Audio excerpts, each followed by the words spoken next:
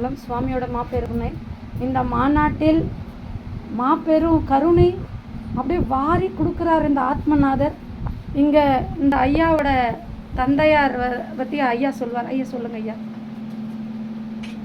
ஐயாவுடைய பேர் வந்து மௌனசாது பாலஞான சுவாமிகள். அவர் வந்து 1934 பிறந்தாருங்க. அவருடைய முழு பெயர் வந்து இயற்பெயர் வந்து மதிவாணன். அவருடைய இப்போ துறவரம் கொண்டதுக்கப்புறம் மௌனசாது பாலஞான சுவாமிகள் சொல்லிட்டு அவருடைய பெயர். 1986 வந்து துறவரத்துக்கு வராருங்க. அவர் எப்போ துறவரம் வந்தாரோ அன்றைக்கே சடன் சாக்க போகணுமா கட்டிக்கிட்டாரு.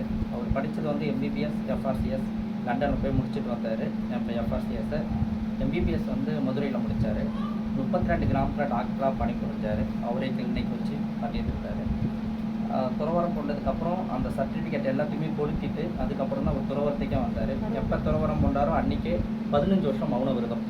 பேசுறது கிடையாது. 15 வருஷம் மௌன விரதம். எல்லாமே எழுத்து மூலியமாக தான் எழுதி காமிப்பார்.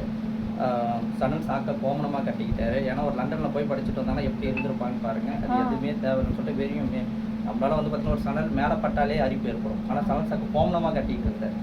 அதுதான் எழுதியிருப்பார். சன்னியாசி ஆனதிலும் மூடர் உண்டு, சம்சாரம் செய்வதிலும் ஞானி உண்டு, கோமணம் கட்ட வீரம் வேண்டும், பாசத்தை விளக்க பதம் வேண்டும், ஆண்டவரை வணங்க அறிவு வேண்டும். அந்த தத்துவப்படி தான் அவர் வந்து துறவரமே கொண்டார். துறவரம் கொண்டு